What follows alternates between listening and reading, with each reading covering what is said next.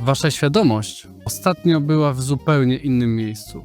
Coś wyrwało ją i waszą duszę z objęć życia i lądujecie na korporacyjnym spotkaniu online.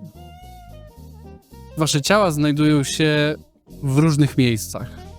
W jakichś biurowych pokojach, serwerowniach, w produkcyjnej hali.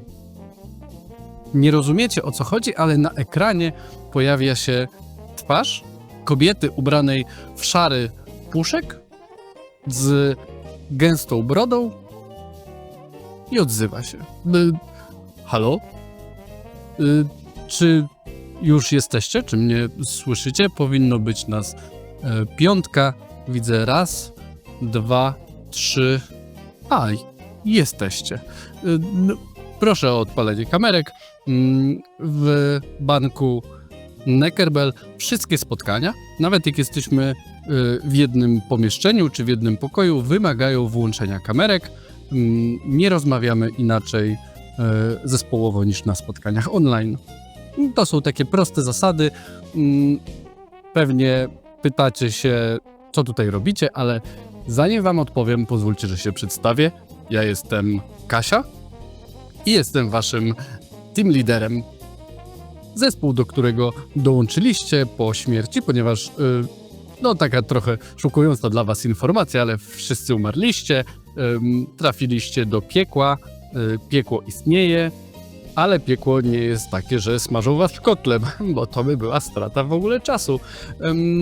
To jest, okazuje się, zupełnie inny świat, rządzony przez prawa wolnego rynku i każda dusza jest przydzielana do pracy według swoich umiejętności. Także powitajmy wszyscy Kamila. Wszyscy to jest Kamil. Kamil był sprzedawcą i w naszym zespole pomoże nam w kontaktach międzyludzkich, międzydemonicznych. Zobaczycie, tutaj są różni pracownicy. Oczywiście nie dyskryminujemy nikogo ze względu na jego demoniczną naturę, na jego życie, nieżycie. W razie gdyby zaszły takie sytuacje, wszelkie kwestie będą eskalowane wyżej i najczęściej będą kończyły się bolesną śmiercią. Mam nadzieję, że Mateusz, to nie jest czas na pytania. Dziękuję. Następną osobą powitajmy Bogdana. Bogdanie to są wszyscy to jest Bogdan. Bogdan pracował jako helpdesk, teraz pomoże nam radzić sobie z problemami, ze zgłoszeniami. Nasz zespół jest, jak widzicie, już po 2 osobach interdyscyplinarny. Niestety nie nadajecie się, żeby wsadzić was do konkretnej pracy, więc będziecie zajmować się tym wszystkim, co nie zostało przydzielone innym zespołom, ponieważ musicie zasłużyć sobie na rolę pracownika. Na razie jesteście acting as employee i nie otrzymujecie żadnej pensji. Jeżeli przeżyjecie, Kamilu, to nie jest czas na pytania. Jeżeli przeżyjecie, to będziecie mogli po jakimś czasie osiągnąć promocję na junior pracownika, a następnie na pracownika. W tej firmie, w Neckerbell, wspieramy awansowanie ludzi z wewnątrz. Zatrudniamy ludzi z zewnątrz tylko na najniższe stopnie i możecie doczłapać się aż do Mateusz, wyjmij to z buzi. Mateusz, wszelkie konsumpcje płynów poza kawą są nie na miejscu. Na maile dostaliście tła korporacyjne, prawda? Nikt z was tego jeszcze nie ma. Dlaczego? Przepraszam, czy mógłbym coś powiedzieć? Bo tak, Mateuszu. To dla mnie trochę kuriozalna sytuacja, to cała chyba nie dostaliśmy żadnych loginów i haseł do maila.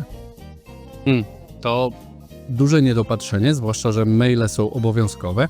Ja teraz naliczę wam karę za brak tełek, które są obowiązkowe i to jest moja rola. Ale w takim razie pierwszym waszym zadaniem będzie zdobycie dostępu do maili zaraz wam powiem, o co chodzi, a skoro już Mateuszu się odezwałeś, to Mateuszu, poznaj wszystkich, to wszyscy poznajcie Mateusza.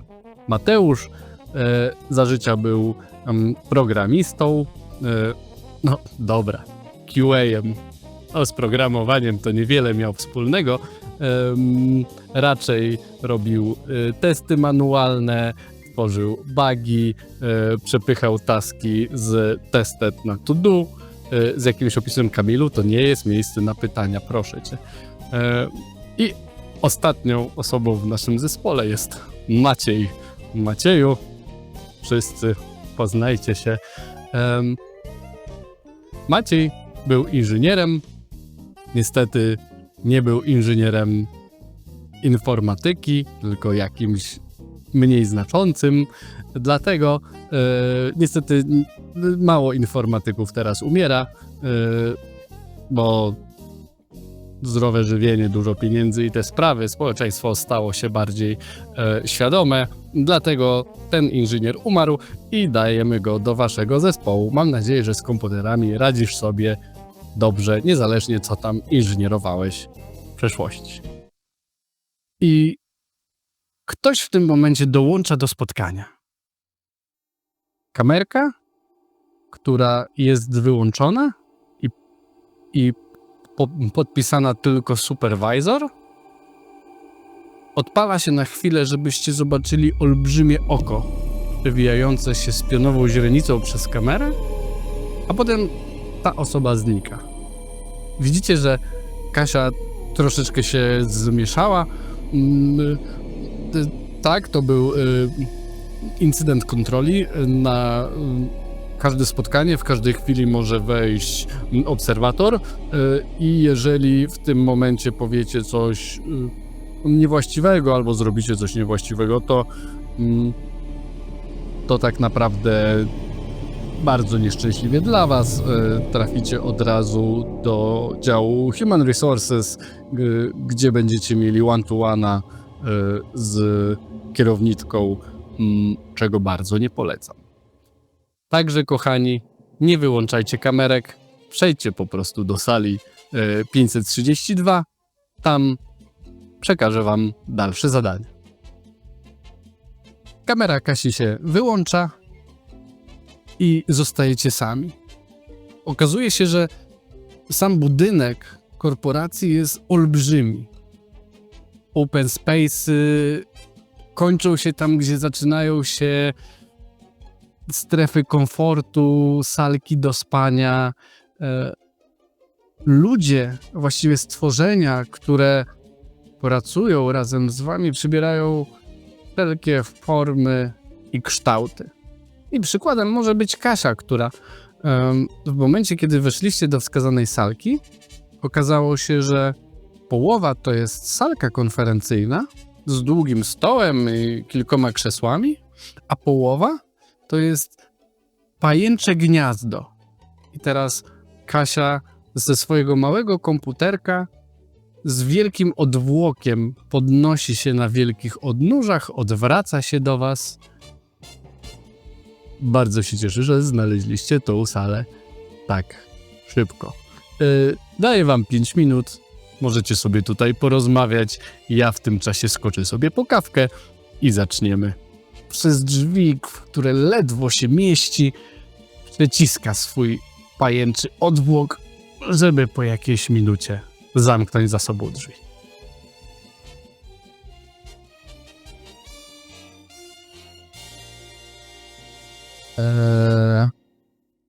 Cześć.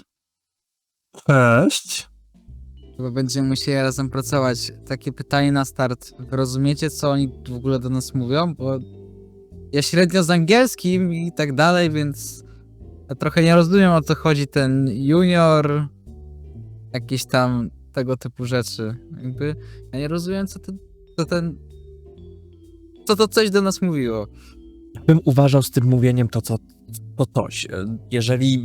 Jeżeli oczy mnie myliły, to była jakaś porąbana czarna wdowa i to oko na naszym meetingu to pewnie jedno z wielu, które często słucha, patrzy, więc widzicie, że Mateusz zagląda pod stół, czy nie ma właśnie jakiejś tam pluskwy, czy kamerki, która by ich obserwowała. I jak najbardziej znajdujesz. Pod stołem jest mikrofon. To nie jest mikrofon, to jest chodzący... Jeżeli to jest mikrofon, to on ma nogi, ma swój własny odmóg, który jest podobny do tego jego pyska, który ma jeszcze dodatkowe 8 oczek, patrzy na mnie. Oczywiście taka fala mrugnięć przelatuje przez te oczy. A ja cały blady wracam jakby na siedzisko i... Widziałeś, że jak na niego popatrzyłeś, to on chwilę na ciebie pomrugał, a potem otworzył sobie klapkę, w której powinny być gniazdka, skoczył do tego miejsca i zamknął klapkę za sobą. Także jako specjaliści od sieci IT, powiedzcie, what the fuck? Jaka jest sieć IT? Halo, ja jestem handlowcem. Ja jestem konsultantem. Ja nie jestem żadnym z sieci IT, no w sumie dobrze mnie podsumowała, no ja jestem QA-em, ja manualnie siedziałem na tapczanie i sobie pykałem w gierki. Jakby, chłopie, to był mój pierwszy staż, ledwo co jestem po 2 roku studiów. Moment, wyhamuj. Po polsku, stary. Czym jest QA? Ester. Nie możesz od razu, nie wiem, byłem testerem aplikacji, byłem testerem programów, zajmowałem się testowaniem nowej aplikacji dla Intela, no nie wiem, no cokolwiek, no. Za długie zdanie. Drogi Kamilu, to chyba taka mowa młodzieżowa dosyć, bo ja też sobie nie kojarzę, że jakobym mógł taką mową mówić. Ja rozumiem. Nade mną nikt nigdy nie stał. Grunt, żeby tabelki się zgadzały, ludzie wierzyli w to, co biorą. Jakby... Absolutnie tych ludzi nie rozumiem. Mam wrażenie, że rozmawiam z bandą debili. Naprawdę. Nie dość, że jakiś babochłop z odwłokiem gadał mi, co mam robić i w ogóle, że nie mogę się odzywać. Muszę chodzić z tą głupią kamerką w tej ciasnej windzie, by cały czas mogli mnie widzieć. Nie do końca zbytnio wiem, o co chodzi. Grunt, że wyłączyłem mikrofon i nikt tego nie słyszy. Najgorsze w tym wszystkim jest to, że za życia miałem wspaniałą pracę. Naprawdę. Nie musiałem prawie nic robić. Sprzedawałem, chodziłem, tłumaczyłem, że jest tu komuś coś potrzebne w momencie, w którym tak naprawdę płacił za nic, a teraz mnie zesłali tutaj. Nie wiem, co będę robił. Mam kogoś nad sobą, nie mam firmy. Jeszcze mi powiedzieli, że mi nie zapłacą. Co to ma być? Drzwi w tym momencie otwierają się. Kasia swoją górną połową ciała wchodzi do środka, po czym zajmuje jej chwilę, żeby przecisnąć się wielkim pajęczym odwłokiem. Przechodzi nad stołem, stawiając pajęcze odnóża tuż przy waszych krzesłach, żeby umościć się w wielkim pajęczym gnieździe, którego jedynym wyróżniającym się elementem jest komputerek, ustawiony na jakimś zarośniętym pajęczyną i szlamem biurku. No to tak, zespole. Wybraliście już sobie jakąś nazwę? Dream Team. Dream Team? Bardzo ładnie. Motywująco do pracy. A więc, waszym pierwszym zadaniem, ze względu na niedopatrzenie przy dawaniu accessów, będzie uzyskanie dostępu do maila. W tym celu udacie się do Michałka. Michałek jest senior software devem. Znajdziecie go na piętrze -56 w dziale IT. No i tam zagadacie do niego, żeby dał wam uprawnienia. Dostaniecie tam pasy, wszystkie privilege. Kamil, chciałeś o coś dopytać? Tak, czy w firmie cały czas posługujemy się obcym językiem dla normalnych ludzi, gdyż ja nie do końca wiem, co są ci devowie, juniorzy, jakby to... Bardzo szybko przywykniesz. Aha. Gdybyś czegoś nie wiedział, możesz sprawdzić. No, ważne, żebyś, w sensie najlepiej, żebyś wiedział. Ale jeżeli nie wiem, to kto mi to wytłumaczy? Ja się zgłaszam na ochotnika. Nie przyciągaj struny. Mateuszku, Ja mu wytłumaczę. Bardzo, bardzo się cieszę. Tak więc na naszym komunikatorze korporacyjnym wkleiłam wam adres i no i powodzenia. Jak wykonacie taska, oczywiście odznaczajcie to na Jirce. Możemy też sobie zmienić estymaty, jeżeli coś by wam nie pasowało. Przydzieliłam do tego pół story pointa, żeby potem ładnie... Mamy takie wstępne velocity takich nowych zespołów, które będziemy mogli potem sobie zmieniać w razie, gdyby coś było przeestymowane albo niedoestymowane. Mateuszku? Ja mam pytanie, ile roboczo godzin wynosi jeden story point? Bo to w różnych firmach różnie, więc Nie przeliczamy. Tutaj połówki są takie jak inne połówki. Potem zobaczymy. Jeżeli przez miesiąc zrobicie na przykład 1800 story pointów, to uznamy oczywiście, że to jest wasze capacity i będziemy dawać wam razy 1,5, żebyście byli zmotywowani do pracy. Ja to nazywam faktorem Kasi, czyli razy 1, a potem razy 1,5. Także powodzenia, macie ze sobą wasze badże, uważajcie, żeby nie zginąć. Pamiętajcie, że sytuacja... ale zginąć w sensie zgubić się, prawda? Tak, nie zgubić się. Sytuacja rozwiązywania konfliktów w tej firmie jest nieco inna niż ta, do której przywyknęliście za życia. Inna? To znaczy? No bo widzisz, jeżeli inny zespół chce was do czegoś przekonać albo z wami współpracować, żeby osiągnąć wspólne cele, to najprawdopodobniej was będzie atakował. Kto przeżyje, ten wygra. I bardzo ważne, wezwania na spotkania są na już. Bogdan? Ale atakował na argumenty? Słowne? A słowne nie. Słowne raczej nie. W sensie argumenty tak, siłowe wyrywanie rąk, odgryzanie głów, jak najbardziej, z nowymi pracownikami albo z pracownikami nie do końca zasymilowanymi z wartościami naszej firmy, czyli nie do końca demonicznymi. Może można porozmawiać, ale raczej spodziewałabym się otwartej agresji. I w kuchni jest pyszna kawka. To słodziaki. Do pracy. Jej! Po czym Kasia odwróciła się, tupiąc swoimi pajęczymi nóżkami, umościła się wygodnie i zaczęła przeglądać jakieś filmiki w necie.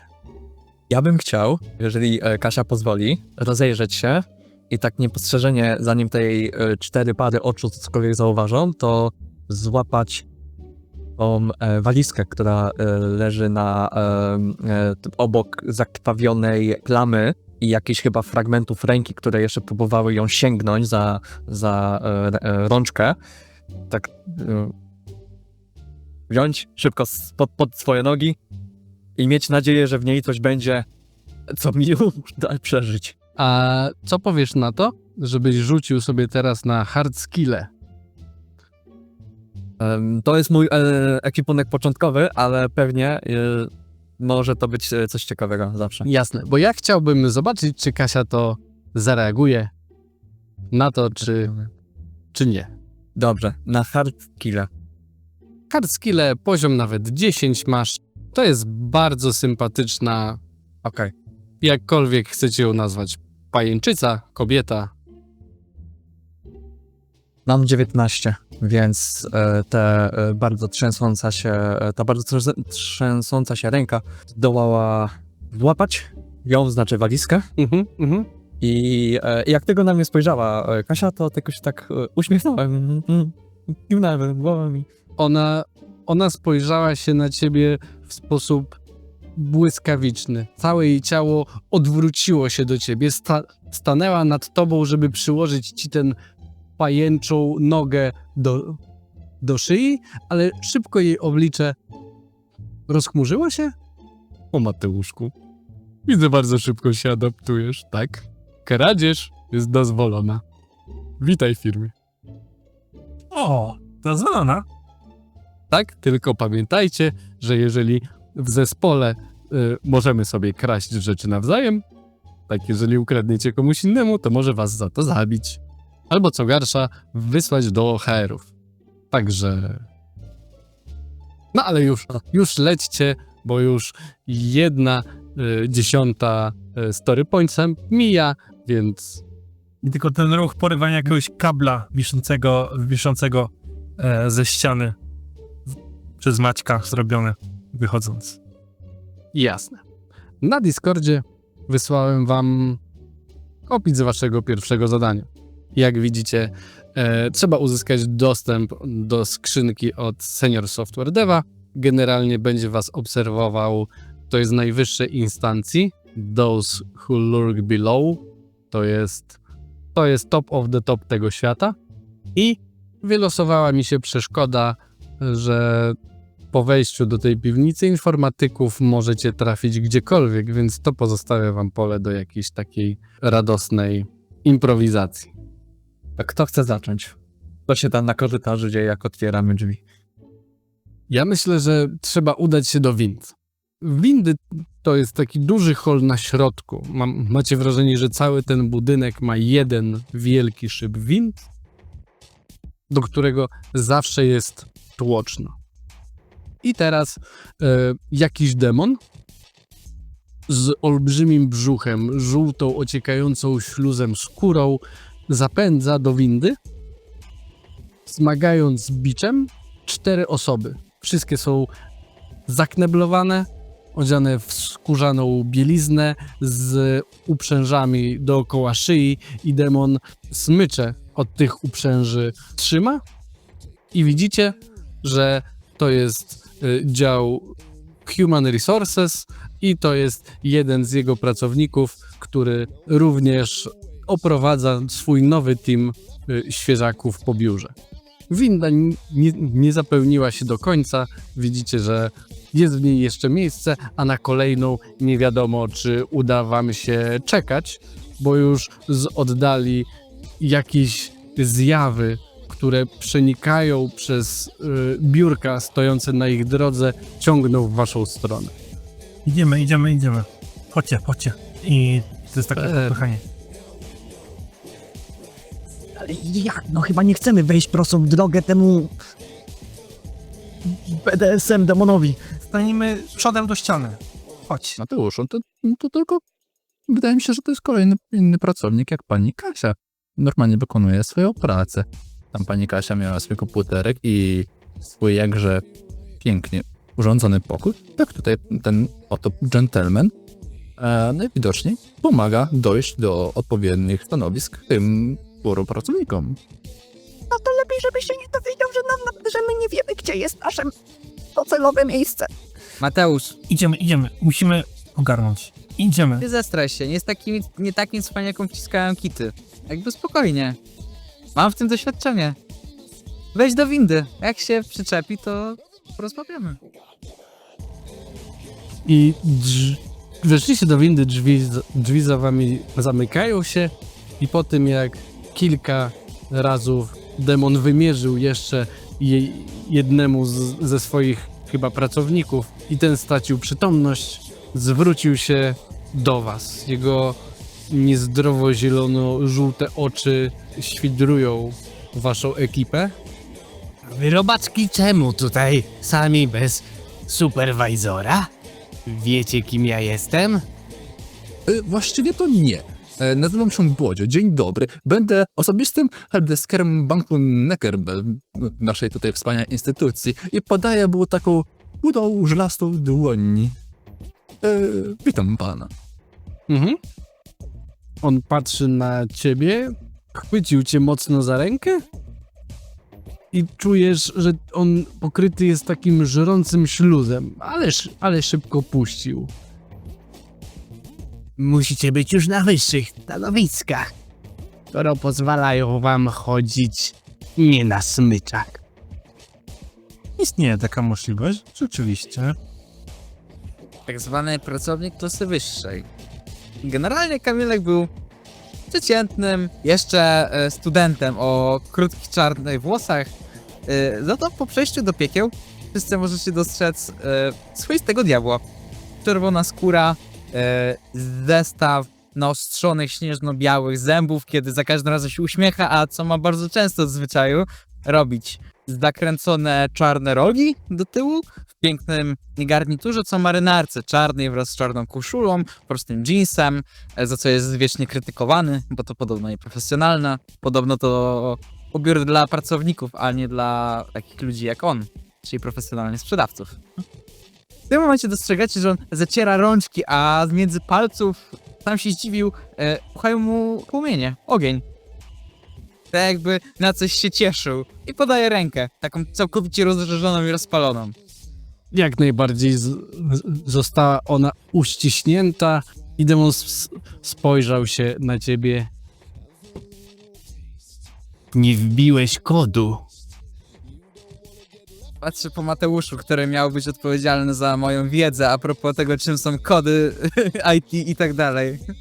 I wiesz co, ja myślę, że w tym momencie możesz zobaczyć, że Mateusz oczywiście raz, że jest w absolutnej panice, ale dwa, faktycznie czyta tą taką instrukcję, która jest doczepioną do taką zawleczką, taką małą książeczką do całej tej konsolety windy, tylko że jak otwiera tą książeczkę, to ona jest takim miniaturowym rozmiarem czcionki 1,5 tekstem, jakąś taką biblią, takim pergaminikiem i próbuje tam znaleźć właśnie o jakim kodzie on mówi. Postaram się tutaj użyć mojej umiejętności, czyli takiego właśnie naciągania rzeczywistości i faktycznie znalezienia tego, czego naprawdę potrzebuję znaleźć. Jest tutaj coś takiego jak... Nie ukrywam, że liczę, że ci się nie uda, gdyż mam pomysł, jak go urobić. To jest tak, że mogę zrobić tak zwane fałszywe pozytyw, czyli tą plusy dodatnie, plusy ujemne i sprawić, że wyglądamy wszyscy troszeczkę bardziej poważnie, że w jego oczach tego demona i będziemy mieli na ileś godzin będziemy mieli obniżony poziom trudności przeciwko właśnie takim podobnym jak jemu. Więc tutaj bym to chciał spróbować. To jest rzut na wiedzę poziom trudności 10. I oczywiście tej wiedzy mam absolutne 0. Śmiało rzucaj. Jest to 2. Bang. Jest to 2. Myślę, że możemy teraz zobaczyć, jak Mateusz po prostu wziął szmatkę ze swojej kieszonki, potarł spod z czoła, wytarł go i spróbuję jeszcze raz, bo ta winda dosyć długo jedzie w dół, więc mamy jeszcze tą chwilunię.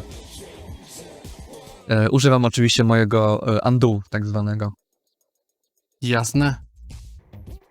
Rozumiesz, że my już jedziemy tą windą. Jest to równo 10. Więc tak, kod to jest... ja to wpisuję w ogóle w tą konsoletę. To jest 8, 0, 0 i żeby się teraz nie pomylić, 5 lub 2, 5 lub 2. 2. Światełko mknęło w windzie, zlecenie na dojechanie na piętro zespołów deweloperskich zostało przyjęte i demon tylko się tak skrzywił. Myślałem, że pojedziecie ze mną do rzeźni. Miałbym robotę dla takich jak wy. Może następnym razem. Odezwę się mailowo. Jestem Mariusz. Witaj, Mariuszu. Do zobaczenia, Mariuszu. I po sekundzie drzwi otwierają się z korytarza wylanego praktycznie krwią. Bucha czerwona łuna i słyszycie krzyki wielu osób. Demon wyciągnął praktycznie swoich pracowników na dalsze oprowadzanie po biurze. Trochę krwi wlało się do środka windy i zostaliście sami, kiedy drzwi się zamykają. O, stary, dobrze, że to zrobiłeś, bo już myślałem, że będę musiał tam kręcić. I widzicie, jak od otwartej dłoni się widoczny jest śrubokręt w ręce Maćka. Spokojnie, na takich idiotów jak on jest zawsze uniwersalne narzędzie. Żeby ugadać każdego klienta, z praktyki wiem, że wystarczy jeden trunek, po czym wyciągam za marynarki butelkę wódki. Ten magiczny napój doprowadził do niejednego kontraktu, na którym zarobiłem bajeczną kasę. I co teraz z tych bajecznej kasy, jak nie żyjesz? Widzisz, mówili, że ubezpieczenia działają. Działały, tylko do śmierci. Po śmierci już nie jest tak kolorowo. Wiesz co? Za życie byłem ateistą i zawsze się śmiałem z tych wszystkich idiotów, którzy myśleli, że pójdą albo do nieba, albo do piekła. A nie, okazało się, że to ja jestem idiotą. I to ze mnie się śmieją. Tu jeszcze nie wiem, czy dla ciebie to piekło, czy niebo, wiesz? Więc... Zaczynacie czuć, że coś śmierdzi. Im winda pokazuje większy negatywny numer, 49, 50, tym bardziej śmierdzi. Kiedy drzwi się odsuwają, widzicie wielki, niemal niekończący się open space teamów devowych. I czuć chłopem. Niewietrzone pomieszczenie od setek lat. Właściwie ten pot, który się tam zgromadził, już nawet zgnił. To wielokrotnie. Jak rozglądacie się po open space'ie, na który zaraz mi powiecie, jak wygląda, to sobie zbudujemy go razem, widzicie, że wszyscy ci siedzący za biurkiem bardzo mało przypominają człowieka. I ty, Mateusz, wiesz, seniority rozpoznaje się po tym, że ktoś nie przypomina człowieka w jak największym stopniu. Ja myślę, że jeżeli tutaj widzimy jakichś ludzi, to oni są tacy trochę półprzezroczyści, ruchy mają ospałe, a kiedy się ruszają, to ten dym wokół tego właśnie wydzielanego przez maszyny kuźnicze, bo komputerami zwykłymi tego nazwać nie można, wybucha taki strasznie gęsty dym, a te zjawy, bo to tak można nazwać te ludzkie dusze, które już tutaj straciły jakiekolwiek rozpoznanie i ego. To jest najnormalniejsza sylwetka ludzka, jaką tutaj widzimy, a potem jest tylko gorzej. Czy chcecie coś do tego dorzucić? Fajnie. Nie. No to będę kontynuował w takim razie. Myślę, że możemy rozpoznać seniora na podstawie tego, że ma ciało, a nie jest właśnie taką zjawą. Ten konkretny, który wygląda najmniej niebezpiecznie, to jest zlep kabli, jakichś zielonych płytek, diod i to wszystko się rusza, jakby było ubłocone, wkręcone w siebie niczym taka amalgamacja czy kolaż kilkunastu podzespołów. Zamiast głowy ma taki wyświetlacz połamany, który gliczuje się od czasu do czasu. Jego głos jest bardziej zlepkiem pipczeń i zera jedynek, które się pojawiają na tym ekraniku. A widzimy, że on mówi, ponieważ odwrócił się do jakiejś zjawy, wyciągnął palec, który jest zakończony takim paznokciem USB-C. Ktoś tam właśnie zapipczał i ta zjawa, krzycząc, krztusząc się, została wciągnięta przez swój komputer do stacji dyskowej i usłyszeliśmy tylko takie zgrzyt Windowsa 95. Waszym zadaniem na tym piętrze jest porozmawiać z Michałkiem. To on ma wam dać dostępy do maili, tylko trzeba go znaleźć, a potem dowiedzieć się o pewnym warunku, który na tym piętrze obowiązuje. I też disclaimer, przypominam wam, że pracownicy Neckerbella są zobowiązani do prowadzenia i nagrywania osobistych dzienników. Są one sprawdzane przez superwajzorów i nie można na nich kłamać. Jak ktoś okłamie, to oczywiście będą z tego konsekwencje, a to wszystko po to, żeby dbać o wasz komfort i wygodę pracy i poprawiać panujące w firmie otoczenie, atmosferę. Czyli każdy z was ma możliwość przejścia do tej solo scenki z jakimś podpisem, kiedy chce. Mogę spróbować skorzystać z tego. Więc tak, olśniło mnie.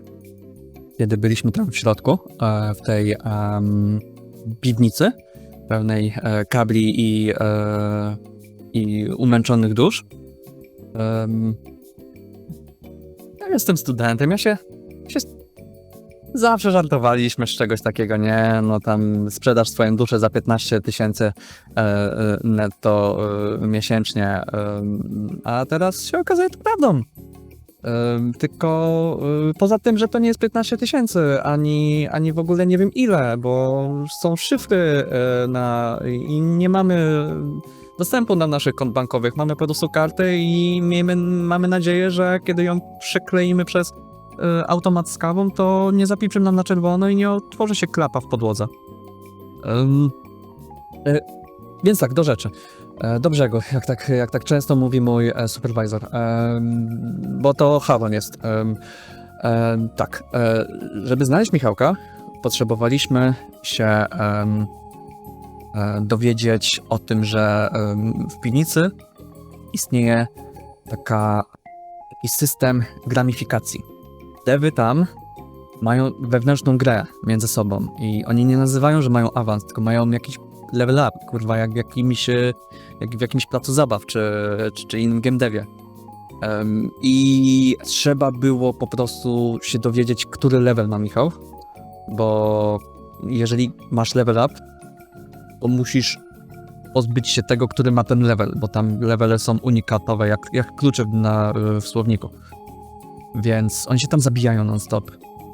Trzeba było znaleźć Michała, bo tylko trzeba było znaleźć numer. Który to był? 642. Bo Michał jest bardzo wysoko i ma prawie 666 poziom, a jest, no i on ma ten właśnie 642 i dzięki temu tak mogliśmy znaleźć Michała. Tylko teraz jak się dowiedzieć, kto ma jaki numer? To jest... Ja tego nie wymyśliłem. Ale dobrze, że była nas tam 4. Więc tutaj, kończąc już mój wywód tego dziennika, muszę pochwalić mój zespół, że współpracą daliśmy sobie radę i nie zjadł nas Michałek. Faktycznie mają system gier. Pierwsza napotkana osoba, zapytana o to, powiedziała, że jest to bardzo proste. Żeby wejść do rankingu, musicie oczywiście pokonać w Coding Challenge'u. Obecnie tam jest taki Coding Advent rozgrywany i trzeba ukraść kod, czyli tutaj duszę, junior deweloperowi. No, junior deweloperzy walają się wszędzie. Dusza. No tak. No, coś jeszcze chcesz, bo mam coffee breaka i muszę lecieć. No to nara, widzimy się na daily i zjawa odkręciła się, żeby przemknąć się w oparach mgły. Słyszeliście? Dobra, pani inżynier, twoja kolej. No. My zagadamy, ty wejdziesz na fotel, otworzysz ten komputer i wyciągniesz duszę.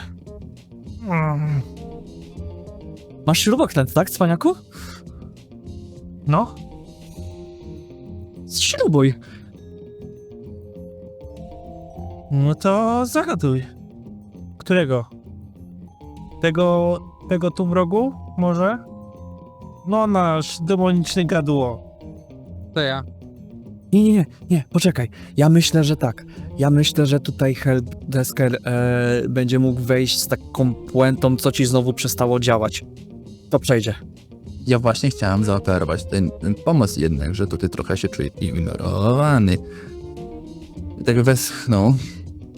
Jednakże pójdę do tego oto jego mościa i wskazał na jednego z devów siedzących nieopodal. Ja zagaduję, mówię o problemie, a wy tam zakradniecie się rachu ciachu po sprawie i tego typu rzeczy.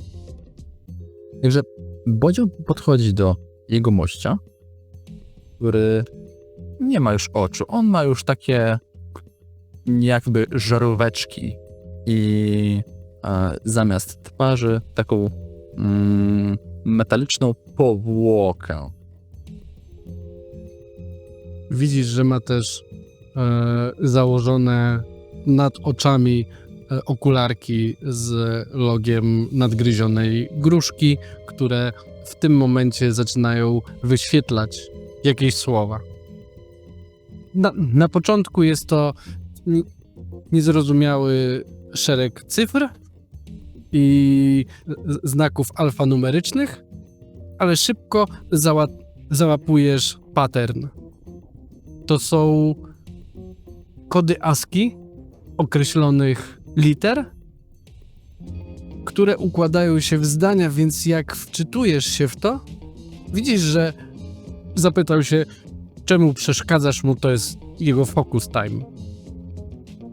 Dzień dobry, jestem Bodzio, osobisty helpdesker naszego tutaj banku.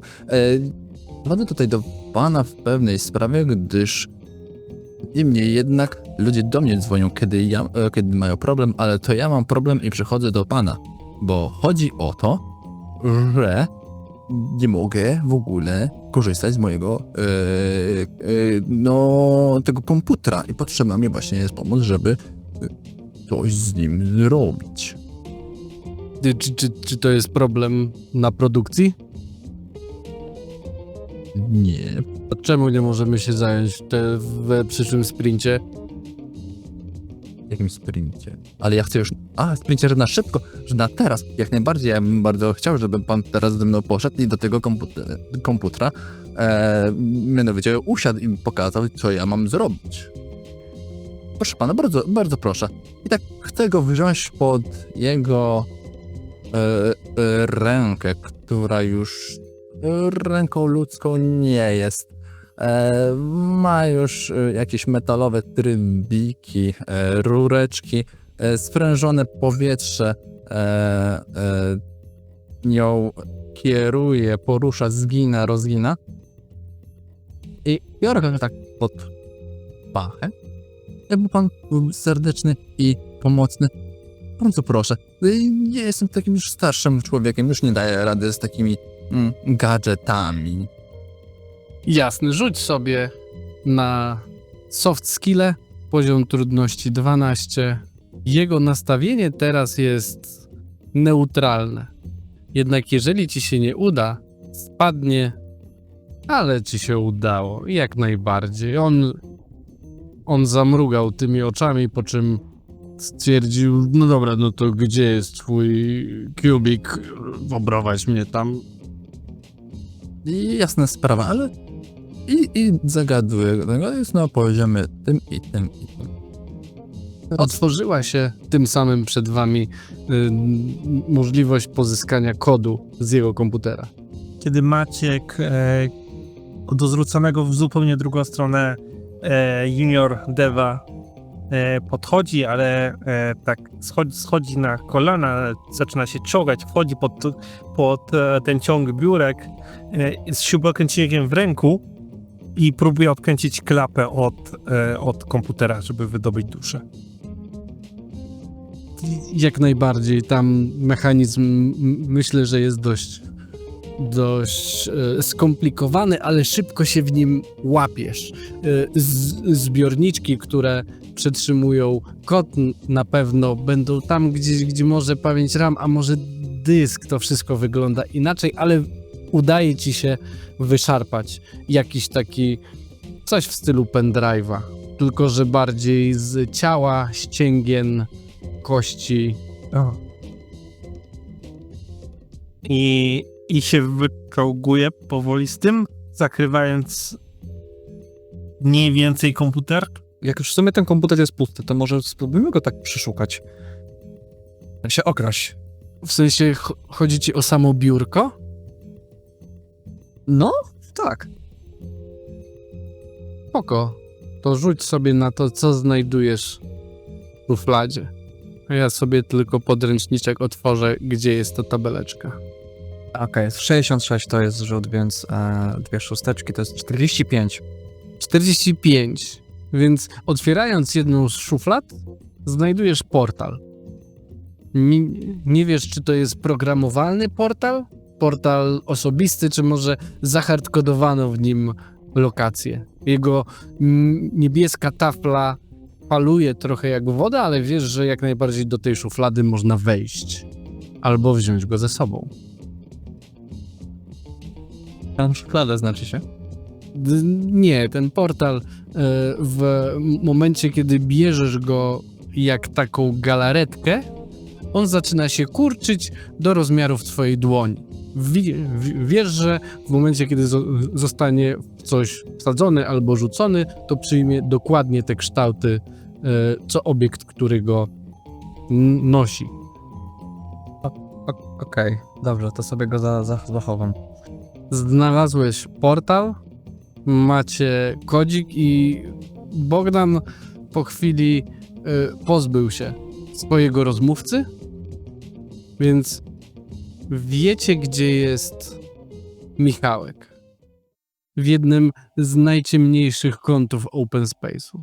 Tam, gdzie jak patrzycie, światło nie dochodzi zupełnie, a wszyscy zaczynają mieć ubrane koszule w kratę. Na samą myśl o tym przebiega was dreszcz. I gdy dochodzicie do stanowiska Michałka, na którym wiele monitorów wyświetla pełzające jak robaki liczby. Niektóre, jak się przyjrzycie tym monitorom, faktycznie są pokryte robakami, śluzem i jego obie ręce są zanurzone w wielkiej stercie robaków. Słychać pod nich tylko klikanie. Teraz jeszcze jedną rzecz. Szmelest. Po czym wzięcie coś, co chrupie, kiedy się to weźmie mocno ręką i potem wzięcie tej dłoni zaciśniętej z żółtymi kawałkami chipsów, tak wrzucenie sobie do gardła przez Michała. Apetycznie. Jego wielka druga i trzecia broda nadęła się, wychodząc mu z pod koszuli. Wygląda teraz trochę jak żaba i widzicie, że właściwie coś wam mówi, że będziecie mieć konkurencję, bo tuż za Michałem stoją 3 osoby ubrane w garnitury, wszystkie pod krawatem, biała koszula, nienaganne fryzury, są to jakieś pomniejsze, diabelskie istoty. Taksują was wzrokiem, kiedy podchodzicie do Michała, odzywając się: a my tu pierwsi byliśmy. Nasza sprawa pilniejsza jest. Wasza sprawa pilniejsza jest, odpowiada drugi, wyjmując... Może nie taka ważniejsza. Ja się odwracam, ale myślę, że moje ramię jest złapane przez kogoś z was i doprowadzone z powrotem do Na portalu. pewno przeze mnie, po czym ja wychodzę naprzód z rozłożonymi rękami. Koledzy, drodzy. Współpracownicy. Po co od razu z nożami? Ja nie rozumiem. Możemy po ludzku, jak za starych, dobrych, żywych czasów, usiąść i porozmawiać. Po czym patrzę na najbliższe biurko, jakie tu jest, wolne, przy którym można usiąść, i tego, który stał z nożem, tak naprawdę biorę pod pachę, zaciągam i stawiam butelkę wódki. Porozmawiajmy, jak ze starych, dobrych czasów. Wytłumaczę ci, dlaczego moja sprawa jest bardziej priorytetowa niż twoja. On spojrzał na ciebie, spojrzał na wódkę i oczy mu się lekko zaświeciły. Rzuć sobie, czy na pewno go przekonasz, czy może trzeba będzie użyć argumentów. Dobrze. To jest 20, prawda? Tak, 20 plus soft skille, 20. więc on jest w pełni przekonany. Zawołał też swoich współpracowników z swoich kolegów i teraz tukając łokciem próbują tą butelkę otworzyć, drugi mu wyrywa, nie tak, musisz najpierw o czoło, żeby wszystkie duchy wypędzić. To ja ostatecznie zabieram im tą butelkę, wystawiam 3 kieliszki i rozlewam każdemu, otwierając. Tak, żeby nie poczuli, co tam jest. I teraz przejdźmy do kamery 1 na 1, poproszę windę. Ci idioci myślą, że tam jest naprawdę wódka. Problem byłby taki... Inaczej. Wziąłem butelkę po wódce, bo okazuje się, że na bramie granicznej między Czyśćcem a Piekłem nie wolno przewozić żadnego alkoholu powyżej 40%. A więc wziąłem butelkę od najprostszej wódki i wylałem tam spirol. Tam nie ma wódki, tam jest 90% czysty spirytus. Tych frajerów jeden kieliszek poskłada na strzał. Sądzę, że oni obalają właśnie każdy po jednym kieliszku, oczy mi się zaświeciły, po czym jeden na drugiego patrzy, a ich nogi zaczynają trochę mięknąć. Ja mam tutaj propozycję, że to nie nogi miękną, tylko to nagle czują ich gardło się robi trochę bardziej czerwone. Jednemu oczy wypływają z orbit, a trzeci po prostu już zieje. Starogórska przepalanka. Koledzy, ale przypadkiem w regulaminie tej korporacji pewnej nie było mówione, że nic o spożywaniu substancji pitnych innych niż woda i kawa? Nie było niczego takiego? A pić w pracy alkohol to jakby w regulaminie, to HR-ów trzeba tutaj. Myślę, że tak. Właśnie. Nie wolno tutaj podpijać i być nie na 100% efficiency. Panie kochane, nie do końca wiem, o czym oni mówią. Nie wiem, czym jest efficiency ani HR, ale sądzę, że są to słowa, których powinieneś się obawiać. Także dupa w troki, wiesz co masz robić. A kto to sprawdzi? I odzywa się do was głos Michałka. Lekko skrzyczący, lekko bulgoczący. Następny proszę. Będzie powinność. Nasi drodzy IT. To ty masz Welda?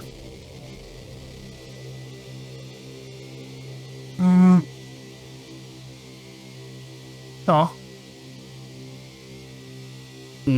On bierze od ciebie pendrive'a, podłącza gdzieś tam w stercie robaków. No proszę, właśnie awansowaliście od razu na 12 poziom.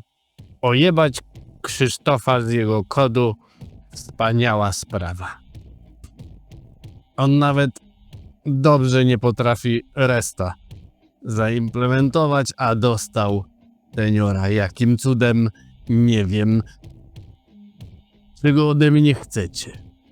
I oczywiście wiecie, że domagam się ofiary. Ofiarą był, jak szanowny kolega starszy powiedział, ten tu poprzednik, ten 12 levelowiec. Natomiast my tutaj chcielibyśmy uzyskać konta mailowe, bo nam nie przydzielono takowych. To jest przykrym zbiegiem okoliczności. Włóżcie wasze badże do skanera i odsuwa szufladę wypełnioną robakami. Koledzy, czyńcie. Proszę, bierzcie. A ty co taki nie do roboty? Jakby ty też masz swojego badża, ja nie będę tykał twojego badża. A wystarczy, że raz tam wejdę, to mam szufladę. Czym jest Wkładając tam rękę można wymacać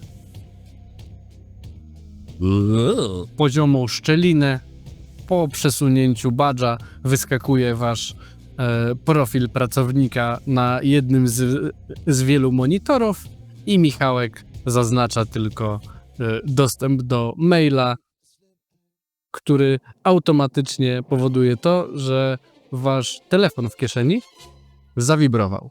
Nawet nie wiedzieliście, że macie telefon, a po wyjęciu go odpala się korporacyjna animacja, gdzie macie skrzynkę mailową, kalendarz, listę teammateów i kontakty do osób, do których możecie napisać wiadomość prywatną. Myślę, że ta animacja to jest taki właśnie pojawiający się jak ze starych filmów, serialu o Batmanie pojawia się właśnie ten Necker Bell, nasze logo, ono się obraca, trochę jest rozpikselowane i muzyczka do tego podryguje. Mówiłeś, że nam tam wibruje Telefon, tak. Czy to jakieś powiadomienia? Ja sądzę, że to jest natychmiastowy meeting, na który musimy być za niecałe 30 sekund. 29, 28. 28, 27. Tak jest.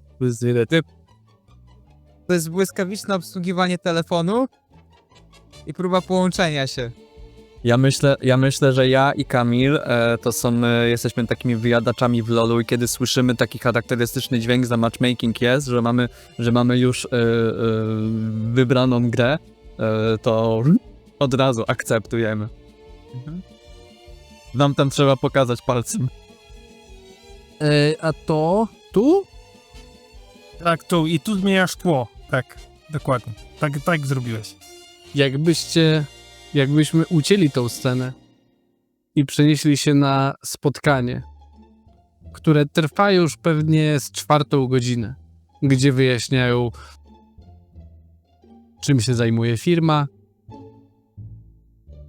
to, że jest jedynym, w sensie jest największym bankiem na świecie, kontroluje prawie całkowicie życie ludzi, wpływając na to, ile mogą kupić, ile mogą uzyskać. Obecnie przejęła też bardzo intratny handel duszami, ponieważ rozliczanie dusz jest dużo bardziej wygodne niż rozliczanie pieniędzy i wprowadzają nowy produkt na rynek, czyli monety duszy, które będzie można zaprezentować jednemu z interesariuszy VIP, którzy przychodzą dzisiaj do biura. Co ty na to, że kiedy zrobiliśmy ten timeskip, to minęło już może kilka tygodni. To już jest moment, w którym właśnie będziemy mieli swój pierwszy pitch. Kamil będzie musiał przedstawić swój pierwszy pitch przygotowywany od 2 tygodni właśnie interesantom i shareholderom właśnie w sprawie duszówki. Pewnie, że tak. To ja bym tylko spytał się Macieja w formie obowiązkowego dziennika, jak przeżył te ostatnie 2 tygodnie. I to była masakra. Wtedy się zaczęło. Wtedy się zaczęło bieganie po godzinach i ogarnianie tego bajzlu, co na linii poprzednicy zaczęli psuć, bo bardziej psuć niż robić. No bo wiecie, jakby te złotówki trzeba było gdzieś robić, nie? I proces do dupy. Totalnie. Jakby do ogarnięcia od zera. Całość. Kontrola jakości zerowa. Jakby tutaj systemy, ciężka sprawa. No i 2 tygodnie, nie? Także trzeba było do deadline'u zdążyć. No ale chyba jakoś daliśmy radę. Przez te 2 tygodnie myślałem, że się odstrzelę. Nie dość, że moi współtowarzysze w zespole, zwłaszcza ten Maciek, przez 2 tygodnie wiecznie narzekał, jak to ciężko się bije nową monetę. On chyba nie wie, jak ciężko sprzedaje się coś, co społeczeństwo jeszcze nie uznaje za słuszne. Dokładnie nasza wspaniała firma, tak by the way, to oni wymyślili kredyty we frankach, więc jeżeli za życie mieliście z tym problem, to nasza wina, niestety. I wymyślili kolejny świetny projekt. Nowa waluta. W obiegu, na całe piekło, i jeszcze świat zewnętrzny. Mówię, świetnie. A poinformowaliście społeczeństwo o tym, że, nie wiem, zmieniamy cokolwiek? No nie, to jest twoje zadanie. Więc gdy przyszli ostatnio do mnie pierwsi klienci, to myślałem, że się odstrzelę, tłumacząc tym idiotom, że nie chcę ich oszukać ani naciągnąć. Musiałem im od początku tłumaczyć, na czym polega nowa waluta i dlaczego muszą wziąć w jej kredyt. Ostatecznie wyzwali mnie od debila i wyszli. Teraz ja mam plan wyzwać naszych nowych kontrahentów od debili za to, że wymyślili ten projekt. Ale trzeba to zrobić w subtelny sposób. I moja prezentacja przedstawi im wszystkie błędy, które popełnili. Najwyżej szybko wylecę z tej firmy. Widzimy obraz nędzy rozpaczy, ponieważ Bogdan ma już taką porzuconą już skórę, wory pod oczami, ciągną mu się aż do brody. Widać, że jest chłop niewyspany. Widnieje pod nim podpis. Nowa rzeczywistość, ale wciąż ten sam stary bodzio. 2 tygodnie minęły, a ja cholerę nie mogę się przyzwyczaić, jak te komputery tu działają. I jeszcze taki mały do kieszeni dostałem. Za życia to ja na telefon na korbkę miałem i taką skrzynkę z przyciskami, żeby przekierowywać rozmowy, a tutaj do pani Basi, a to tutaj do Mirka. A teraz? Tak, gościu zadzwoni i jeszcze mi tu mówi, że chciałby z jakimś sprzedawcą Kamilem, co but mu sprzedał nie wiadomo co, to ja muszę już świecić oczami. Normalnie koszmar te 2 tygodnie. Kasia, w momencie, kiedy przyszedłeś do firmy, przepraszała cię. Wiesz, Bogdan, no, niefortunna sytuacja. Będziesz działał w dość młodym zespole, sam nie jesteś młody i dynamiczny, bo ty umarłeś, no tak gdzieś 50 lat temu. Tylko zagubiłeś się nam w aktach i dopiero ostatnio cię odgrzebaliśmy, także w razie gdyby przerastała cię technologia, to na pewno Maciejek chętnie ci pomoże. Już wysłałem mu maila, że jest zobligowany świadczyć ci wszelkie pomoce i usługi związane z nowymi technologiami. Też bardzo dziękuję, pani Kasiu, jest nader pomocne. Nie sądziłem, że mogę liczyć na taką pomoc od naszej, jak to teraz się mówi, team liderki. Tak. I jedno takie małe przypomnienie, bo wiem, w jakich realiach dorastałeś. Teraz szukaj, jak będziesz chciał iść za potrzebą takich pokoi z napisem WC. Nie saramy już do wiadra. W sensie to są kosze, a wiesz, poradzisz sobie. Maciejek w razie czego wszystko ci pokaże. To już nie ma takiego pudła z wyrytym serduszkiem? Nie, Sławojki też. Zrezygnowaliśmy z nich. Nie było na nie popytu. Szkoda. No i słuchajcie, no. Ja też trochę się odnalazłem. To tak, Michałek się okazał naprawdę spoko ziołem. Pokazał mi tu i tam. Pokazał mi kombosy. Pokazał mi, jak można tymi tam właśnie niskolevelami po prostu chodzić jak w jakiejś planszówce. Generalnie rzecz biorąc, myślałem, że będzie o wiele gorzej. Trząsłem portkami, ale jak tylko zaczęliśmy nasze pierwsze zadania, to zdałem sobie sprawę z tego, że w korporacji wszystko tak nie za bardzo ktokolwiek patrzy. To tak, owszem, pewnie superwizorzy, trzeba po prostu wiedzieć kiedy.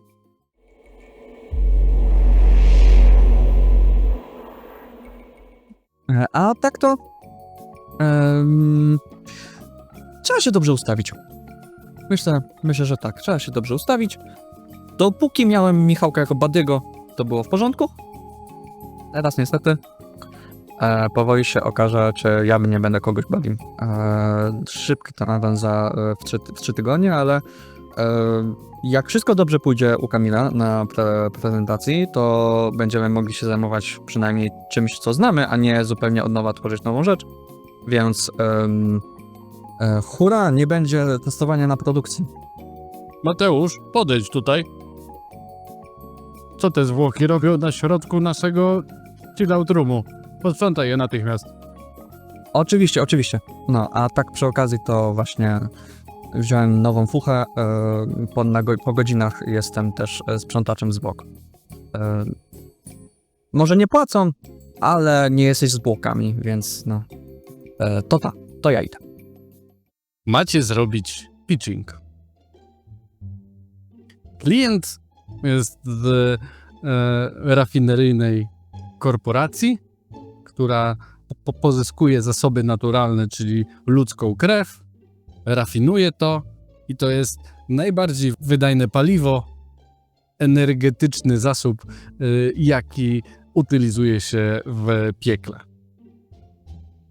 Pan Jameson, ponieważ jest on Anglikiem, przybył do tej lokacji piekła przedwczoraj, miał zakrapianą imprezę dzień wcześniej i dzisiaj na godzinę 8:30 zaplanowane jest spotkanie. Jest godzina 8, macie jeszcze trochę, żeby doszlifować to, co zrobicie. Wiecie, że pan Jameson przyjeżdża z zespołem prawników, którzy na pewno będą chcieli rzucić się wam do gardła o najmniejszy detal. Dobra, chłopaki, przypomnijmy sobie sprawę. Przechodzą przez próg, aktywuje się kładka, jeden prawnik znika w piwnicy. Tam się zajmę nim ja, trzymając 9 ogonów i zobaczymy, czy będzie dalej taki twardy i będzie pamiętał o swoich prawach. Ty, Bodzio, plan na drugiego prawnika. No ja mam to taki plan, co by go troszeczkę zagadać, podpytać i podejść od takiej silniej strony. Najlepiej od tyłu go podnieść, żeby nie będzie widział, jak będziesz mu dźgał gardło. Świetny pomysł. Oczywiście, że mój oczywiście Stantler. To zatkasz mu oczy, w sensie zapniesz mu oczy, nie będzie nic widział. Nie będzie mu się do niczego przypierdzielić.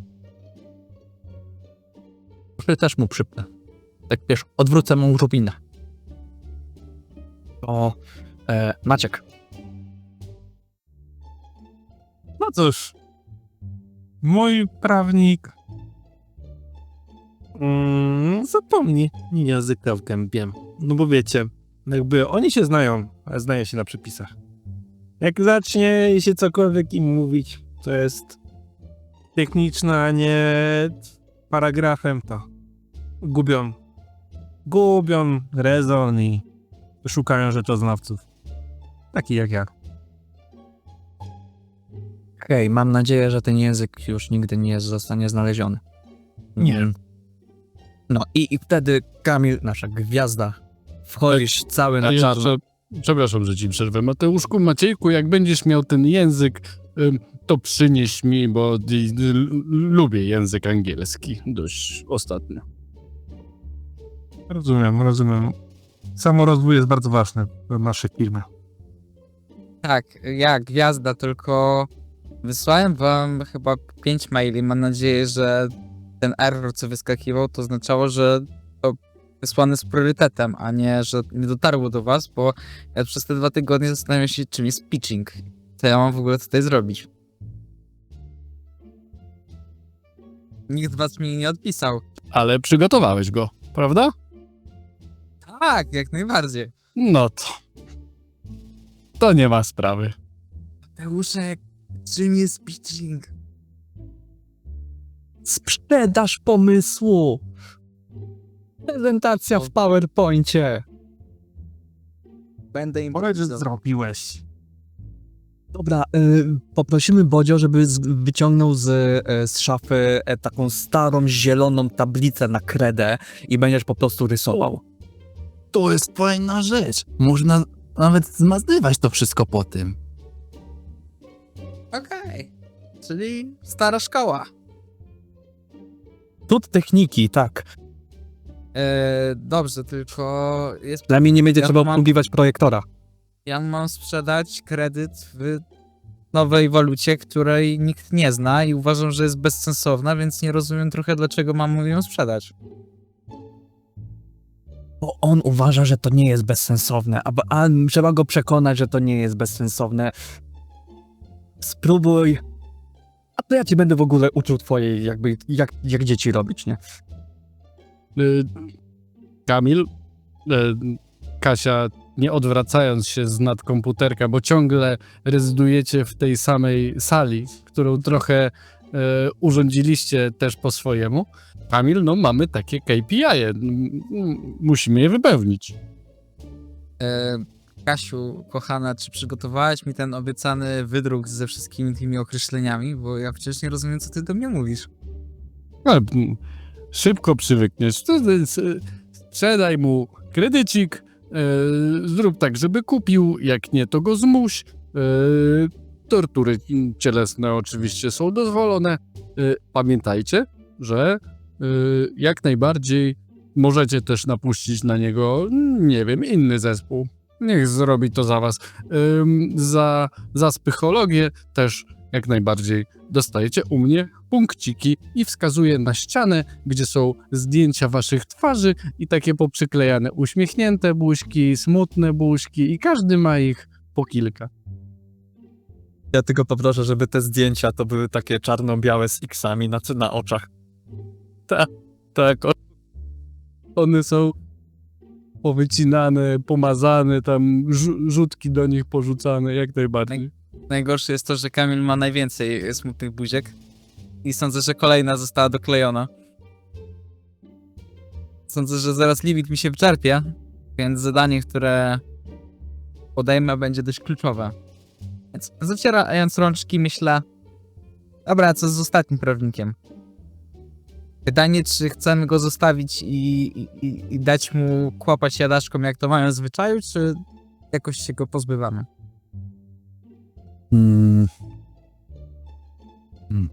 Tutaj możemy faktycznie nazwać inny zespół. Też miałbym inny pomysł, bo ja znalazłem taką kanapkę, wiesz? Ona trochę nadgryziona jest. Nie tylko względem czasu, ale również też i przez kogoś. Można mu wsadzić w pysk, żeby się nie odzywał. Okej. Brzmi chyba fajnie. Wypadałoby, żeby jakiś notariusz był, żeby podpisać. Jego kciuk też wystarczy. Tak, podpiszę. Słuchaj, on będzie... Uargumentujemy to, że był na tyle niepełnosprawny, że musiał to zrobić kciukiem. Jeżeli faktycznie jest na takim rauszu, jak było w mailu, to damy radę. No bo wiesz, no teraz mamy już te elektroniczne dowody, to wystarczy tylko właśnie linie papilarne, nie? I jak w tych wszystkich serialach, o których opowiadałeś, że to jest TSI. Ja damy radę. Dobra, to w takim razie plan jest gotowy. To teraz zajmijcie pozycję i czatujcie na prawników. A ja będę oprowadzał pana... Jak mu tam? Johnsona? Jamesona. A, Jamesona. No, myślałem, że jako jedyny z nas to będzie pamiętał te wszystkie etykiety. Jameson. Człowieku. Myślisz, że to jest ważne? I Mówisz, szanowny panie. I tyle, no. myślę, że możemy przejść do momentu, kiedy rozsuwane drzwi przy lobby otwierają się i wchodzi pan Jameson.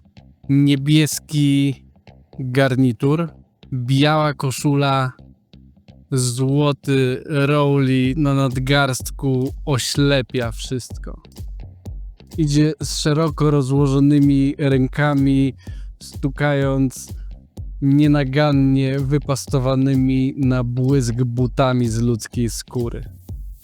Jego skrzydła otrzepały się lekko, żeby zwinąć mu się za plecami i kiedy uśmiechnął się do sekretarki, która siedzi za kontuarem, było widać całą gamę złotych, zaostrzonych zębów.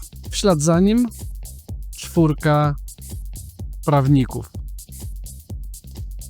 Kobiety, sukuby właściwie, w czerwonych garsonkach, butach skórzanych ponad kolano, miniuwy szpilki na obcasie co najmniej 10 albo więcej i każda z nich trzyma czarną walizkę. Te szpilki są takie szerokie w jednej osi, sprawiając wrażenie, jakby były sztyletami.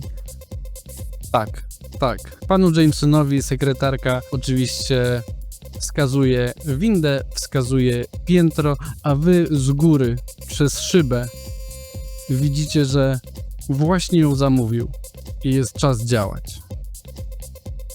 I możemy zrobić, jak chcecie, parę kolaży, jak zajmujecie się prawnikami i kto dotrze na ostateczne spotkanie z Kamilkiem. Bo ja czekam na miejscu. Teraz to jest wasze kolejne działanie. Ja bym tutaj chciał wykorzystać mój ekwipunek. I w momencie, w którym równym krokiem, jak na marszu wojskowym, idą prawniczki z tyłu, za plecami Jamesona, przy automacie do kawy, pod taką dużą donicą, dawno temu ze wschniętą paprocią, jest mały sześcianik, który się tak błyszczy na biało-niebiesko. I kiedy zbliża się jedna z tych prawniczek, ten sześcian się rozszerza i to jest ten portal, który wcześniej już dawno temu zarąbałem. Ja myślę, że ona mogła nawet zatrzymać się nagle, żeby spojrzeć w lewo na tą doniczkę i na prostych nogach pochylić się, żeby sięgnąć ręką po ten portal, żeby tylko zostać wciągnięta i jej teczka wylądowała na ziemi, podczas gdy trójka prawników z panem Jamesonem skręciła w lewo w załom korytarza. Zatrzymałbym tutaj jakby scenę w momencie, w którym faktycznie się pojawia ta prawniczka w celi. Ona jest nasiąknięta wilgocią, jest szczur gdzieś przebiegł obok, jest taka krata, przez którą właśnie teraz patrzy i widzi Mateusza, który już jest przygotowany ze swoją teczką. Już miał coś z niej wyciągać. Cały ucieszony. Tylko jak patrzy, widzi ją, to zbladł zupełnie. Bo absolutnie nie spodziewał się, że prawnikiem będzie demonica. A on jest wstydliwy chłopak. I tu bym uciął. Ja bym jeszcze tylko dodał, że ona rozejrzała się po tej celi i tylko powiedziała: widzę, że masz solidne argumenty. I tu bym uciął. Pan Jameson razem z trójką prawników przeszedł obok akwarium, w której pływają ludzie żywi lub nieżywi, często z podłączonymi rurkami wystającymi z płuc, tak żeby sięgnęły nad powierzchnię wody. Stuknął do jednej, uśmiechnął się, patrz, chyba reagują, i poszedł dalej. I w momencie, kiedy właśnie pacnął i powiedział, że reagują, to głowa Bodzia, która była za akwarium, również się poruszyła, bo myślał, że stryknął i puknął do niego. I w momencie, kiedy zaczęli iść, Bodzio zaczął również się skradać, po czym zaczepił jedną z tych prawniczek. Dzień dobry, jestem Bodzio, twój osobisty harddesker. I w momencie, kiedy ona chciała coś powiedzieć, wyciągnąłem swój stapler i pierwsze, co zrobiłem, to zaszyłem jej usta. Próbuję zaszyć jej usta. Następnym krokiem będzie zaszycie oczu, a potem zaszycie uszu. Jasne. I tutaj bym widział jakiś rzut, bo Stampler pozwoli ci to zrobić, ale na pewno wepchnąłeś ją do drzwi pierwszym ciosem. To jest jakaś tam salka. Jak ci wyjdzie rzut, to jak najbardziej uda ci się to zrobić. Poziom trudności 12. Co powiesz, że to są hard skille? Wezmę wszystko, co mi dasz. Rzucam. Przerzucę sobie, bo bym bardzo chciał, żeby akurat ta scena tutaj wyszła. Niestety nie. Ja myślę, że ona momentalnie, w momencie, w którym pierwszy cios uderzył ją w twarz, zaszywając jej lewą stronę ust, cofnęła się, padła na drzwi. Drugi cios miał ją trafić, ale zrobiła mostek do tyłu, przeskoczyła na ręce, kopiąc się tym samym w brodę. Tym sztyletem, który zamiast obcasu zrobił mu tutaj taki delikatną ranę. Tak, i wylądowała na czworakach z jedną ręką przy ziemi, z drugą podniesioną. Spojrzała na ciebie. Gorąca wymiana argumentów. Po czym rzuciła się w stronę kamery i tu bym zrobił cięcie, zaraz do tego wrócimy. Kiedy na ekranie pojawia się postać Maćka, czai się on za rogiem. I kiedy ten orszak prawników wraz z Jamesonem wychodzą za rogu, ten zagaduje. Dzień dobry, dzień dobry. Tutaj państwo do naszego zespołu, rozumiem. Ja chciałbym tutaj jedną z pań porwać. Oczywiście musi być dokonany audyt procesu i musimy tutaj sprawdzić. Ja jestem odpowiedzialny za produkcję waluty, więc zapraszam jedną z pań. Cindy, zajmij się tym, czym to coś jest. Blondynka odwraca się w twoją stronę z ogniem w oczach. Pani pozwoli za mną. Ja tutaj opiszę proces, jak tworzymy nasze monety, bo jest to naprawdę bardzo dopracowany i świetnie działający proces produkcyjny. Zapraszam. I to jest taka migawka postaci przechodzących do takiej małej hali, powiedzmy, gdzie słychać stukot jakichś pras, krzyki ludzi obdzieranych żywcem ze skór przez te maszyny i wyciskarki soku i tego typu rzeczy. Ręce założone za plecami i gdyby to był komiks, to by było widać taki dymek z bełkotem w środku, technicznym bełkotem. I tak, i wtedy, kiedy spuszczamy tą prasę i słyszalny jest ten specjalny ton krzyków grzesznika, to my w specyficzny sposób oddzielamy skórę od kości na ramieniu, dzięki czemu i to jest ten moment, kiedy niespodziewanie ramię robota obok kieruje się w stronę zaklatkowanej na żółto strefy, gdzie akurat przypadkiem stanęła demonica. I tu bym widział rzucik na knowledge.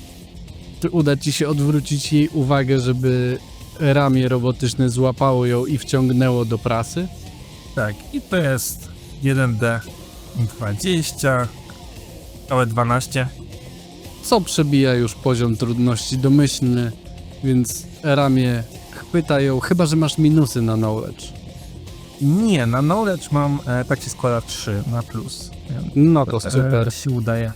Ramię chwyta ją, wciąga do prasy, która jest rozdzielaczem kości, mięśni, skóry i myślę, że w tym momencie widzimy tylko Matka, który robi taki ruch, naciska jeden z guzików, drugie ramię się dosuwa i wyrywa język demonicy. i do pomieszczenia, które pewnie zostało specjalnie przygotowane. Zaraz, Kamil, mi powiesz, co wymyśliłeś, żeby zaprezentować demonom prosto z angielskiego piekła produkt. Wchodzi diabeł, rzuca od niechcenia walizkę pewnie na wielką kanapę, która tam stoi, a ostatni sukub grzecznie siada mu na kolanach. Rozgląda się, gdzie są pozostałe, ponieważ drugie kolano ma wolne, ale stwierdził, że to nic takiego i rozkłada No. ręce na kanapie. Kamil, mając w głowie cały ten projekt, miał w głowie to, że nie może być żadnego prawnika. Dlatego przygotował się. I na ostatniego prawnika czeka niespodzianka już na samej sali. W pracy mamy takiego fajnego towarzysza, może taką maskotkę. Nazywa się Hades. Głowy Cerber leży sobie teraz między moimi nogami, wyglądając spokojny, śpiący piesek, który właśnie otworzył oczy, takim maślanym wzrokiem patrzy na Kubicę. Sądzę, że ona podejdzie go pogłaskać. No, jeżeli pewnie jakoś zachęcisz, w sensie Może się nie krępować, nie gryzie. Dokładnie. Widząc, że Skubica ewidentnie jest zainteresowana zwierzakiem, posyłam go do niej. Tutaj chcę użyć takiego podstępu. Tym bardziej, że popycham tego zwierzaka w jej stronę, żeby się z nim przywitał. jak najbardziej myślę, że Sukub patrzy na diabła, ten pokiwał głową. Idź się z nim pobaw, tylko nie odchodź za daleko, bo tu jest twoje miejsce. Ona wstała, poprawiła czerwoną garsonkę i podeszła do psa. Jak zapewne wszyscy by mieli w głowie, Kitty nie zagryzł. Więc ją tak rozczulił, że przez całą rozmowę była po prostu zajęta opiekowaniem się takiego słodkiego, malutkiego Hadesika. Kamilek z faktycznie tablicą kredową przygotowaną przez Bodzia rozpisał cały plan wraz z elementami umowy i zaczynam przedstawiać. Panie... Jak on miał? Jamesonie. Bardzo mi miło pana przywitać. W końcu do niego podszedł, podając mu rękę. On nawet nie sięgnął do niej, tylko popatrzył na ciebie z taką super dozą wyższości. Ty tak postałeś chwilę, on popatrzył ci w oczy i w końcu po długich 15 sekundach sięgnął po twoją dłoń, a jego ręka w tym momencie wystrzeliła prosto w kamerę, żeby Bogdan ledwo uchylił się przed ciosem dłoni z pazurami, który przeszył ścianę koło niego.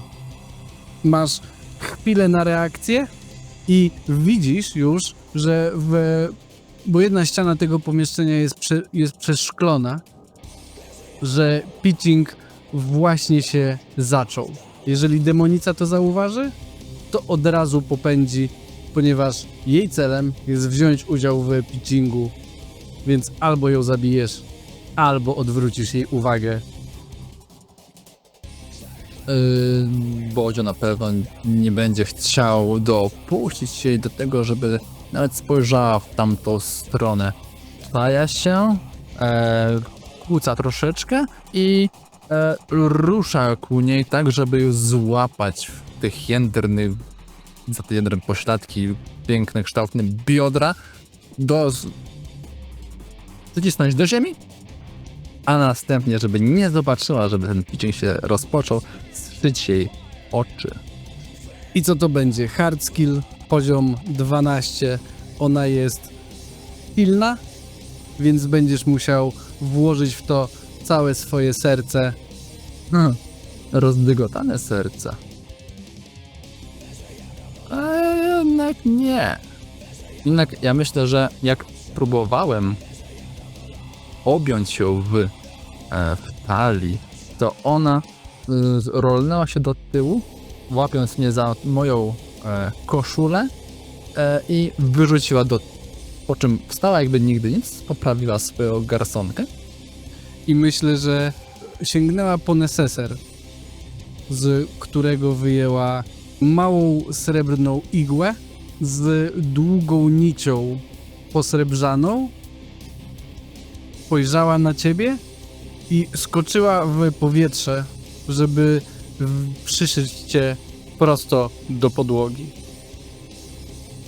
To jest D2, bo Bodzio jest człowiekiem, a D8 byłoby przeciwko demonom. Więc dzielone przez 4, więc to jest 2. Dostaję całe jeden. Twoja ręka, twoja dłoń została przyszpilona do podłogi w momencie, kiedy ona teraz siedzi na tobie okrakiem w dość dwuznacznej pozycji. I przejdźmy do uścisku dłoni. Musisz wiedzieć, że ja tutaj w ogóle nie chcę być. Szmatława okolica. Siedzą tutaj. Połowa to Polacy, połowa jacyś ludzie ze wschodu. Kogo wy tu trzymacie w tym piekle? Że ja sam się zastanawiam, jestem tu nie od niedawna i żałuję, że jako ateista nie miałem racji, że nic mnie po śmierci nie czeka.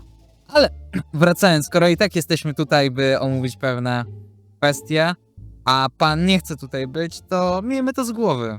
Tu jest błyskawiczny plan i przedstawiam na tablicy.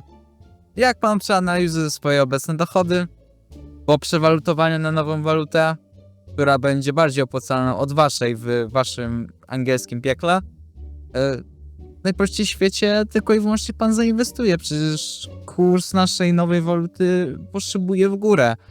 Jakby oczywistym jest, że od upadku gospodarki londyńsko-piekielskiej wasz funt leci w dół, więc trzeba się ratować, a nowa waluta jest przyszłością. Nie upadku, tylko zdecydowaliśmy się zrobić mały break.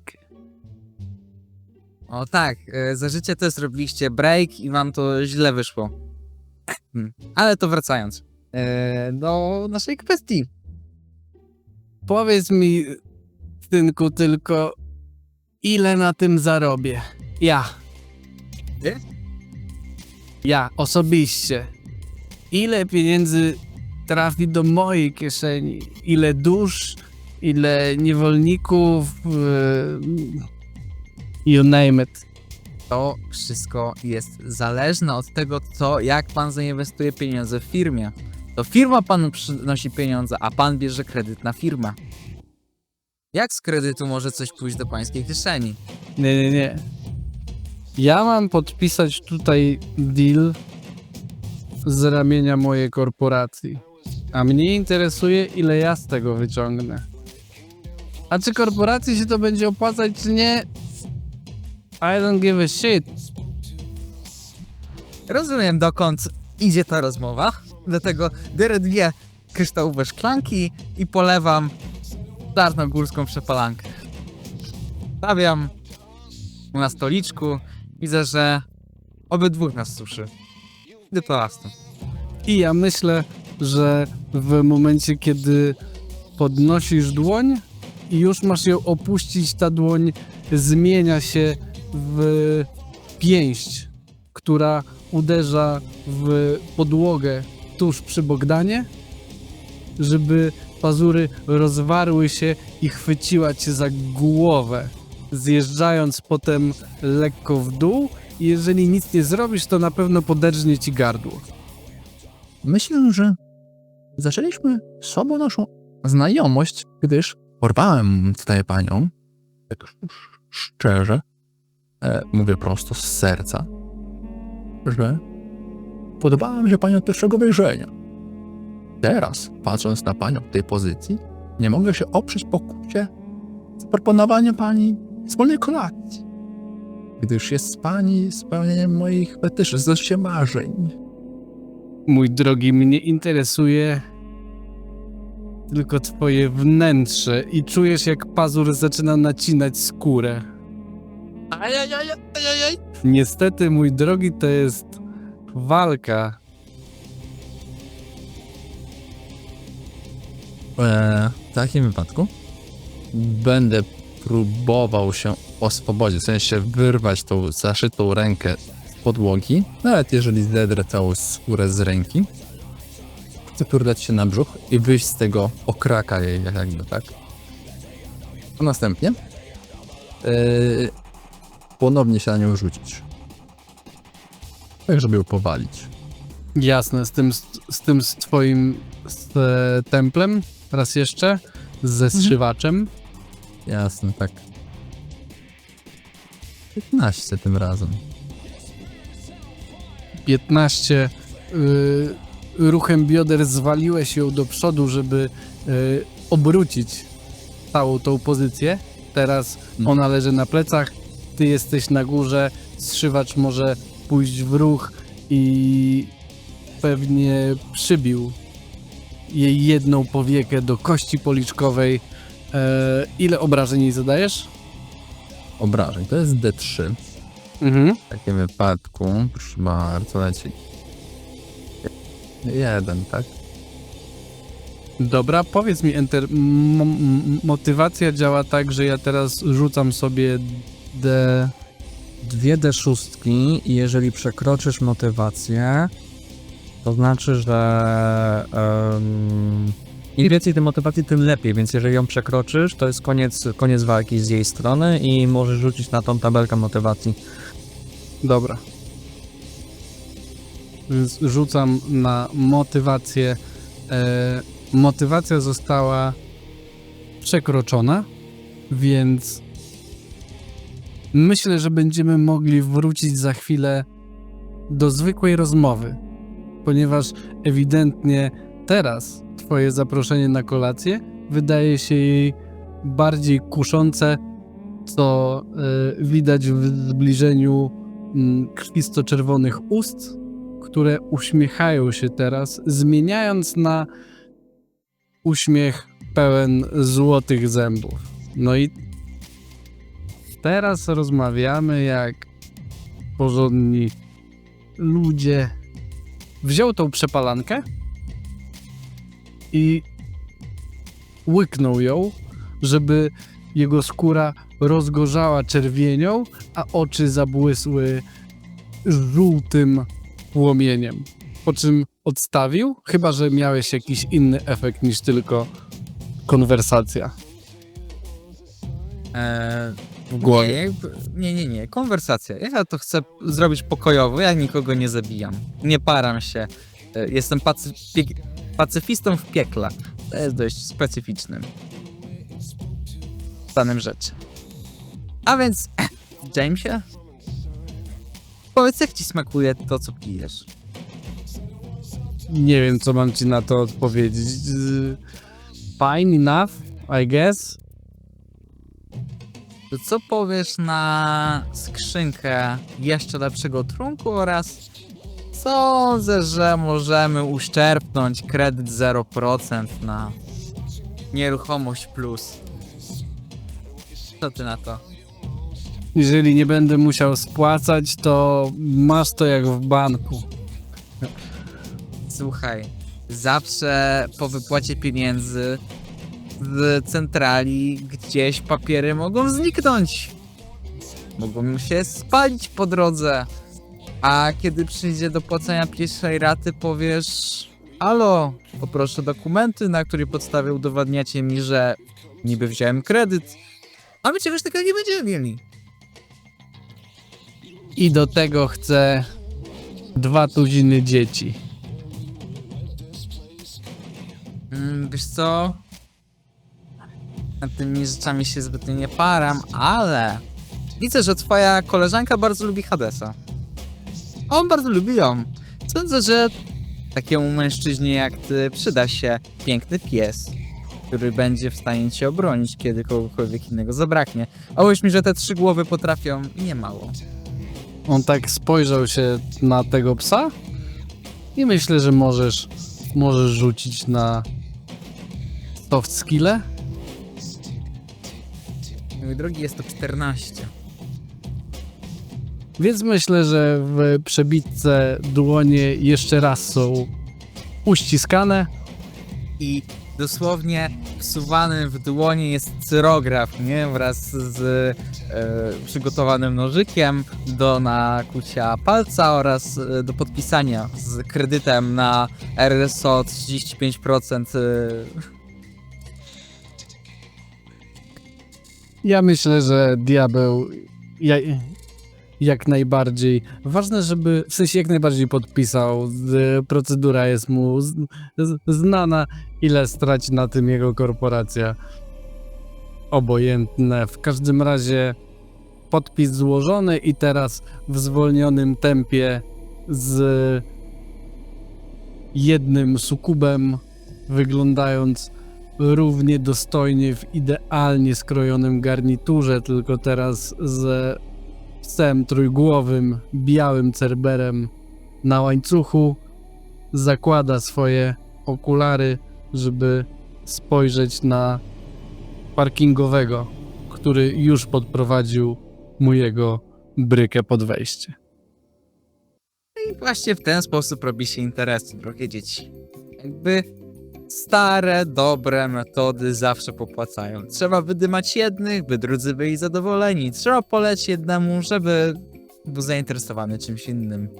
Generalnie ostatecznie jestem dumny. Na umowie podpisałem 35% RSO, z czego są zobowiązani do spłacania w zupełnie innej walucie niż ich własna, gdyż... I nasza oczywiście. Nie mogą spłacać w naszej walucie, która zaraz upadnie, a więc kredyt będzie absolutnie bezużyteczny, gdyż nasza waluta nie będzie nic warta. Trochę jak rubel swego czasu, ale to taki szczegół. Generalnie pracuje się całkiem nieźle. Myślałem, że piekło będzie gorsze. Tymczasem w sumie zajmuję się tym samym, czym zajmowałem się na powierzchni, tylko za to jeszcze nie dostanę w ryj od jakiegoś wściekłego gościa. Gdyż broni mnie korporacja, a w sumie to bardziej chronił mnie Hades, ale go musiałem sprzedać. Co ta firma robi z ludźmi? Wiecie, kiedy skaczecie sobie z kopytu do oczu, to wiecie, że to jest ona. To jest ta przeznaczona. Ja też. Tak sądziłem, tak myślałem. Serce mi bardziej zabiło, adrenalina poszła do góry. Ach. Poszedłem z nią na kolację. Była nie do okiełznania. Też można powiedzieć, szatan nie kobieta. Nie mogłem jej okiełznać. To jest tajfun ognia. To jest coś, co chyba żaden mężczyzna by nie potrafił. Ale i tak się cieszę, że ją spotkałem. Było miło. Trochę radośnie. Trochę ostro. Tak. Taką chciałbym babę mieć. To jest nasza sala. Ta, w której pracujemy. I widzicie, bo to się dobrze skończyło dla nas. A, Kasiu, i tutaj zerwanie kontaktu, obrót głową. Proszę, twój język. Smacznego. Tak jak mówiłem, skończyło się dla nas generalnie dobrze. Niektórzy tutaj mieli ciekawe przygody, inni dobili fajnych targów.